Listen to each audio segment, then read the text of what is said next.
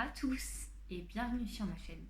Moi c'est Sandra, plus connue sous le nom de Mademoiselle Couture sur Instagram. Aujourd'hui, donc on se retrouve pour une nouvelle vidéo et je te propose un zoom sur la robe Cassandre de Clématis Pattern. Je pense que tu vois laquelle c'est, une très jolie robe qu'on a vue 1000 fois sur les réseaux, qui est magnifique, qui m'a fait galérer, mais dont j'ai plein de petits détails à te dire et à te proposer. Pour ce faire, j'ai pris des petites notes et ma robe qui est là. Donc, je prends mes notes, hein, soyons nets. Donc, le patron, je le trouve génial. J'ai un gros coup de cœur dessus. Donc, c'est une robe longue, bohème. Qu'est-ce qu'on peut dire d'autre dessus? Qu'elle est sublime, qu'elle est magnifique. Voilà, je ne sais pas quoi dire de plus dessus. Je l'aime d'amour. Donc, je vais te la montrer de suite, comme ça va te permettre de voir.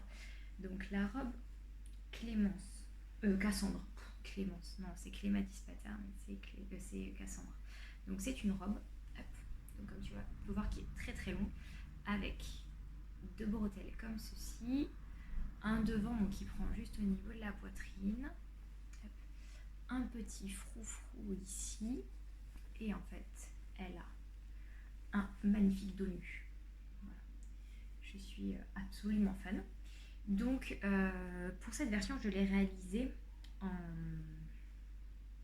en gaze de... Non, pas n'importe quoi, pas en gaze de coton. En coton brodé. Alors, c'était un coton brodé que j'avais acheté chez Les Coupons Saint-Pierre il y a bien 3-4 ans. Voilà, donc après des très longs, j'ai fait un ourlet. Voilà, j'essaierai de vous insérer une vidéo portée à la fin pour vous montrer. Donc cette robe, un montage très simple, il y a en gros 4 pièces. Il y a un devant, une doublure, donc qui vient jusque là, ça fait jusqu'ici, voilà, elle vient se mettre comme ça la pièce. Et pareil de l'autre côté, la jupe, on peut soit la faire imprimer, soit découper les rectangles, donc moi c'est ce que j'ai fait, et deux bretelles. Voilà, donc rien de très compliqué en soi. On assemble donc endroit contre endroit la doublure et le haut. On vient prendre en sandwich les bretelles. Jusque là rien de compliqué. Puis on assemble les jupes, les deux côtés des jupes. Jusque là aucun souci. Et là vient la pose de l'élastique. Quoi dire sur cette étape? Non, d'abord en France. Et ça a commencé là, les galères chez moi.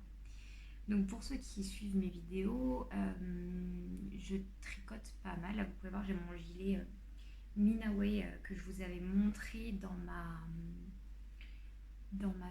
mon bilan, mon premier podcast tricot couture. Donc voilà, mon gilet Minaway que j'aime beaucoup.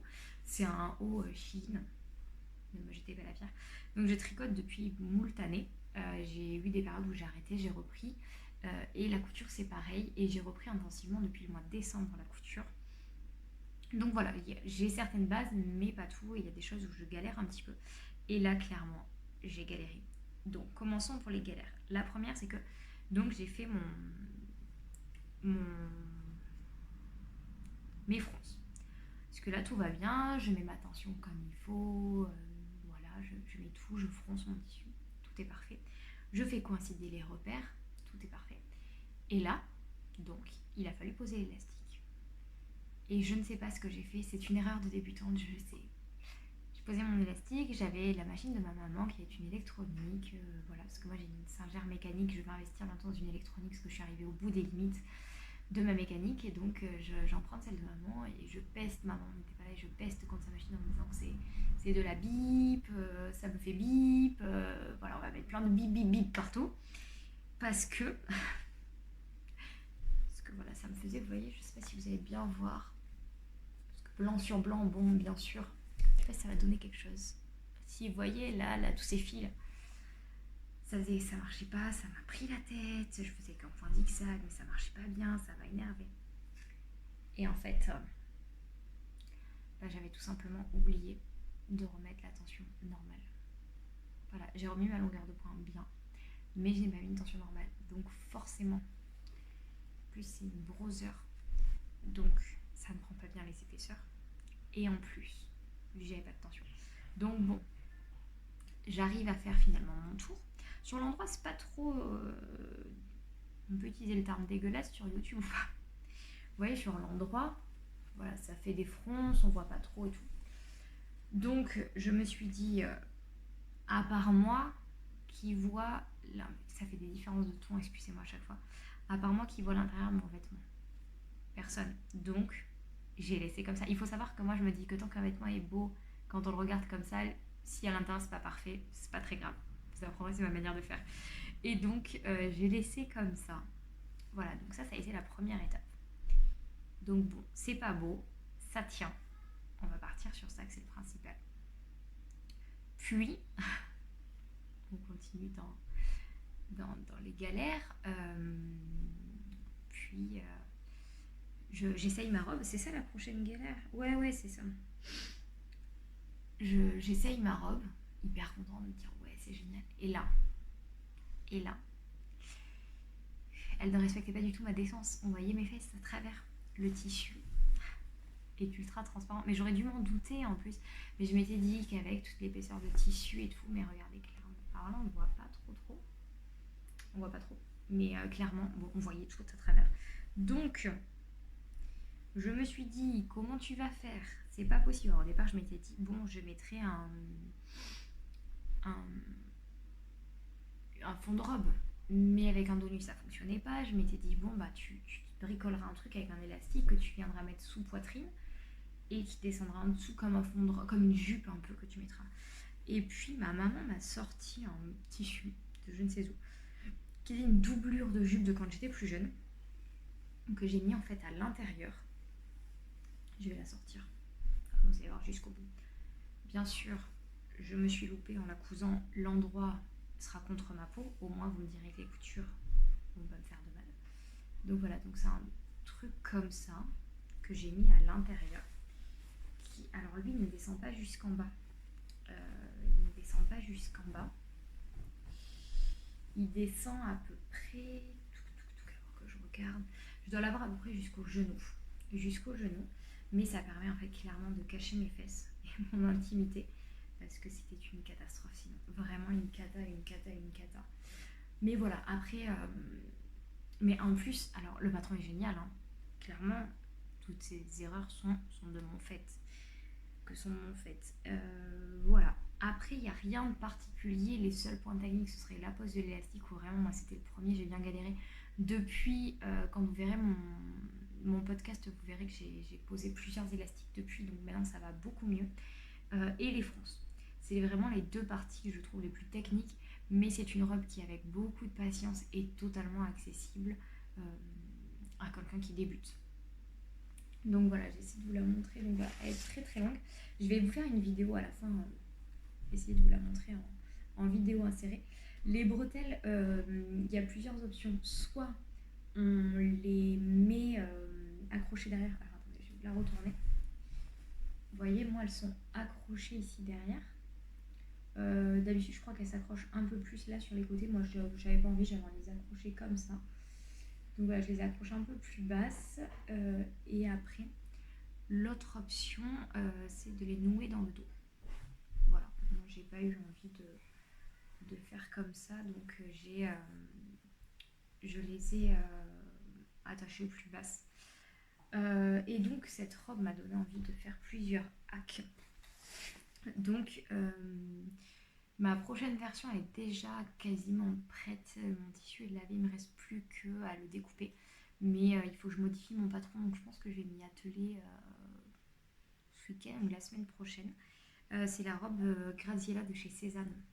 Donc c'est une robe avec la même typologie, sauf que le décolleté est un peu plus prononcé parce que là, le décolleté, c'est la seule chose que je trouve dommage là-dessus, c'est que le décolleté, je le trouve assez haut. D'ailleurs, en parlant de taille, donc il faut savoir que je fais un 83 poitrine, 75 hanches et 75 taille et 96 hanches. Donc sur la plupart des patrons, je me situe entre un 38 et un 42, suivant le tableau des tailles. Pour Cassandre, j'ai fait un 34. Je suis partie uniquement sur la taille poitrine et j'ai tout basé là-dessus. Et ça s'est très très bien passé au final. Même l'élastique, L'élastique, je l'ai fait dans la taille 34 aussi. J'ai tout fait en 34. Je passe partout, clairement. Donc, moi, voilà, perso, je me suis basée que sur ma taille poitrine et ça passe nickel. Voilà, si je peux vous faire une recommandation. Et voilà, et le seul truc, c'est que je trouve que c'est un petit peu haut. Donc, vous voyez, j'ai envie de faire la robe. Donc, Gradiella de Cézanne. Donc, en fait, je vais partir sur la même base, mais en venant plus bas ici, je pense, voilà, jusque là à peu près, on va dire 5 centimètres au-dessus du froufrou pour partir plus en décolleté V. Faire des bretelles plus larges. Je pense que je vais me faire des bretelles de 4-5 centimètres. Si jamais vous avez la robe Gradiella, je veux bien savoir combien elle fait de centimètres les bretelles. Mais je dirais quoi, ça fait un bon 4 centimètres. Je crois qu'il pleut. Non, pas encore. Oui, je suis désolée, la luminosité doit énormément changer, c'est très compliqué. On a un temps un peu pourrave en Gironde en ce moment, donc c'est compliqué. Donc je vais faire 4 bretelles au total, parce que je vais en mettre 2 derrière, 2 devant, 2 derrière, 2 devant, qui viendront se nouer dessus les épaules. Ah, oh, j'aurais dû vous montrer mon... Je reviens, je vais chercher, je vais faire un dessin d'inspiration pour vous le montrer. Et j'ai le tissu en plus. Je reviens tout de suite. Donc, me revoilà. J'ai été chercher donc mon dessin. Bon, faut pas regarder la tête de mon petit personnage qui a une sale tête. Mais voilà, en gros, l'idée, c'est de venir creuser plus le décolleté. Et voilà, de faire des bretelles comme ça, en fait. Plus larges et qui viendront se nouer. Vraiment comme la Gradiella de, de Cézanne. Hein. Vraiment le même style. Je reprends une petite note parce que j'ai plusieurs hacks en tête. Voilà. Après, je suis en train de voir, parce que la Gradiella a 3 volants en bas différents. Est-ce que je le fais, est-ce que je le fais pas? Parce que je le fais dans ce tissu-là. Il n'est pas repassé, hein, je le sors juste de la machine. C'est le bouquet d'été de Cousette. Donc c'est une viscose que je trouve magnifique. J'aime vraiment beaucoup. Là, vous avez la couleur fidèle. Repasser, ça aurait été mieux, je sais, mais bon. Vu que le tissu est déjà pas mal coloré, mais après, celle de Cézanne est très colorée aussi. Donc je sais pas. Je sais pas, j'ai eu des retours aussi, c'est qui m'a fait ce retour? Je crois que c'est Justine à coudre qui m'a fait le retour comme quoi le tissu est très très fragile, donc je pense que je vais peut-être faire au plus simple, vraiment le décolleté en V, les 2 bretelles, et pas plus pour cette version-là. Après, j'ai eu l'idée, parce que j'ai une robe que j'adore qui vient du commerce que j'avais acheté chez Mode in Hello.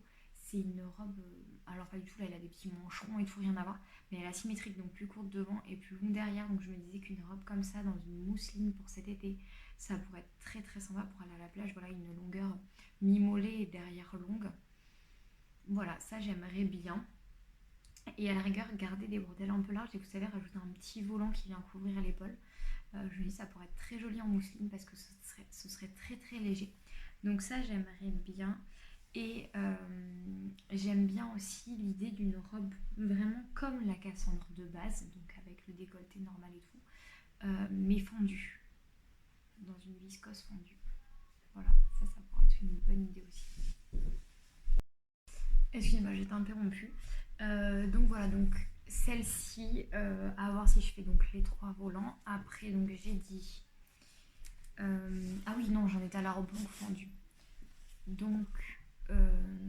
ouais, je me disais une classique avec une robe longue un peu fendue en viscose ou un truc comme ça. Je pense que ça peut être très très joli sur le côté. J'ai vu une robe fendue, une jupe fendue passer sur Instagram et c'est ça qui m'a donné l'idée. Je me suis dit combiner les deux, voilà, ça pouvait être sympa, quitte à réduire un peu l'ampleur, voilà, voir comment bricoler ça. Et après, je me suis dit la robe Armelle de Cézanne.